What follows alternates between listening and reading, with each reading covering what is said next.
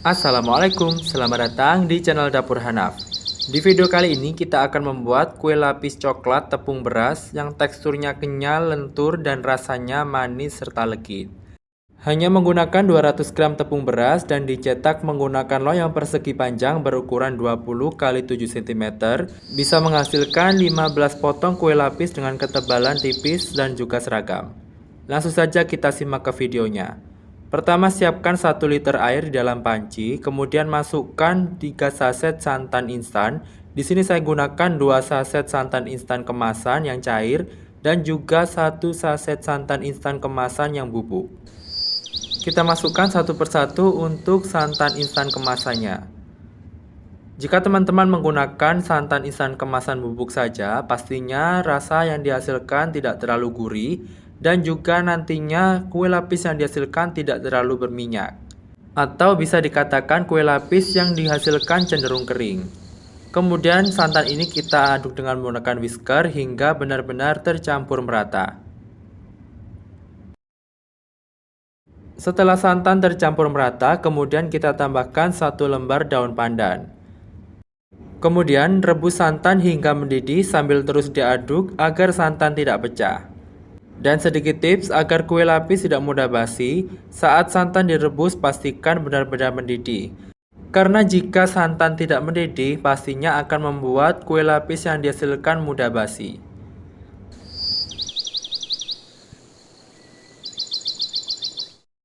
Jika santan sudah terlihat mendidih, kemudian kita pantikan api kompor dan kita sisihkan. Kita dinginkan terlebih dahulu. Kemudian siapkan wadah bersih, tuangkan 200 gram tepung beras, tambahkan 100 gram tepung tapioka. Selanjutnya masukkan 150 gram gula pasir,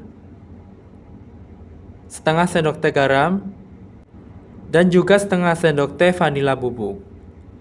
Semua bahan kering ini kita aduk terlebih dahulu dengan menggunakan whisker hingga benar-benar tercampur merata.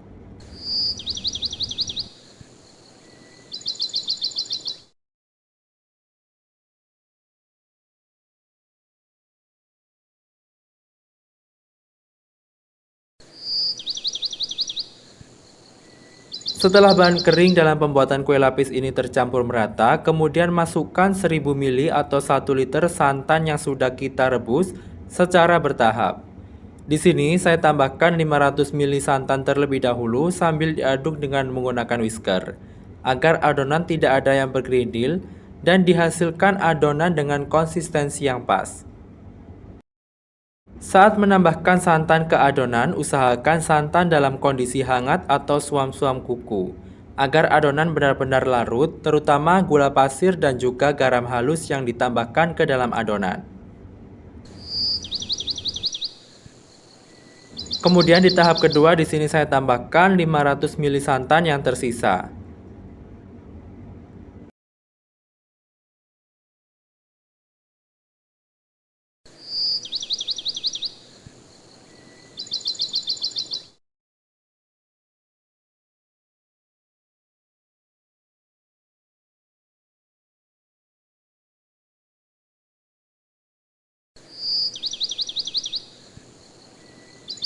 Setelah semua santan ditambahkan, kemudian adonan kita saring terlebih dahulu, agar nantinya tidak ada tepung yang bergerindil dan dihasilkan kue lapis dengan tekstur yang halus.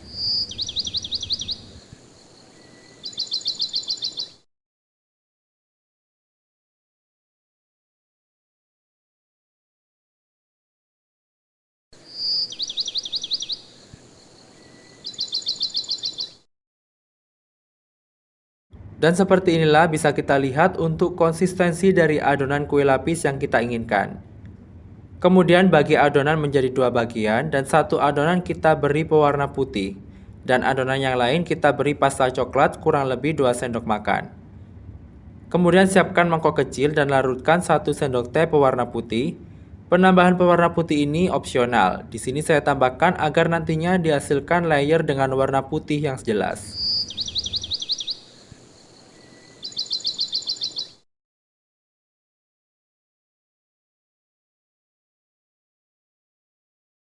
Kemudian di mangkok yang lain, adonan kita tambahkan 2 sendok makan pasta coklat. Selain menggunakan pasta coklat, teman-teman juga bisa menggunakan 2 sendok makan coklat bubuk. Kemudian aduk menggunakan whisker hingga benar-benar tercampur merata.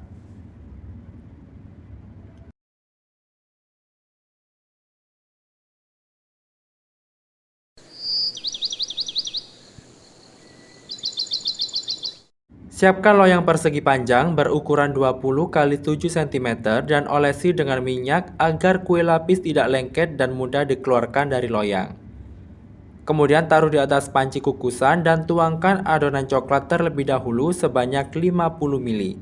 Tutup panci kukusan dan kukus selama 5 menit atau hingga adonan set atau matang. Setelah adonan coklat matang atau lapisan pertama matang, kita tuangkan adonan putih sebanyak 50 ml. Jadi, untuk setiap penambahan adonan sebanyak 50 ml, sehingga nantinya akan dihasilkan kue lapis dengan layer tipis dan juga banyak. Namun jika menginginkan lapisan yang tebal, takaran tiap adonan yang akan dicetak bisa ditambah. Dan yang perlu diperhatikan saat menambahkan adonan harus benar-benar matang untuk lapisan sebelumnya, serta waktu pengukusan tiap lapisan lebih lama, agar nantinya tidak ada lapisan yang menggelembung dan membuat layer dari kue lapis yang dihasilkan tidak bagus. Setelah lapisan coklat yang terakhir kita masukkan ke dalam loyang, kemudian kita kukus selama kurang lebih 60 menit atau hingga benar-benar matang. Dan setelah 60 menit dikukus dan sudah dingin, ini saya sudah keluarkan dari loyang. Bisa kita lihat teksturnya sangat kenyal. Dan yang perlu diperhatikan saat memotong kue lapis agar dihasilkan potongannya rapi, pastikan menggunakan pisau yang tajam dan dilapisi dengan menggunakan plastik, agar nantinya kue lapis tidak mudah lengket di pisau yang kita gunakan untuk memotong. Bisa kita lihat untuk kue lapis yang dihasilkan sangat lentur sekali. Ini teksturnya sangat kenyal, manis, dan juga legit. Dan pastinya untuk tiap lapisan bisa dilepaskan dengan mudah. Dari resep yang digunakan bisa menghasilkan kurang lebih 15 potong kue lapis dengan ukuran yang tidak terlalu tebal. Kue lapis coklat ini tentunya sangat cocok sekali dijadikan sebagai ide jualan maupun ide isian snack box. Dijual dengan harga Rp2.000, pastinya laris manis, dan tentunya untuk harga menyesuaikan dengan harga pokok di daerah teman-teman. Sekian video yang bisa saya share kali ini. Semoga bermanfaat dan mudah dipahami. Terima kasih sudah menonton, selamat mencoba and happy cooking!